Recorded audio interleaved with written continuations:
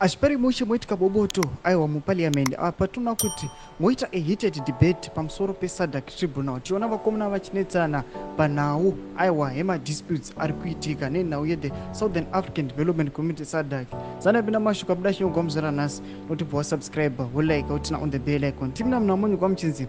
In parliament a heated exchange occurred when Deputy Speaker Tsitsigazi blocked a debate on Zimbabwe's stance regarding the Southern African Development Community SADC Tribunal. Mutare Central Legislator Brian James asked the lead of government business, Zihambi, about government policy on the SADC Tribunal, which was disbanded after Zimbabwe opposed its ruling against the country's land reform program. James inquired if the government would withdraw its signature from protocols signed in 2012 and 2014, which denied SADC citizens the right to approach the tribunal. ZANU-PF Chief Whip Pupurai Togarepi objected, claiming James' query was not a question. He has instructed James to submit his question in writing, causing opposition members to subject to a ruling. No, but not Iowa.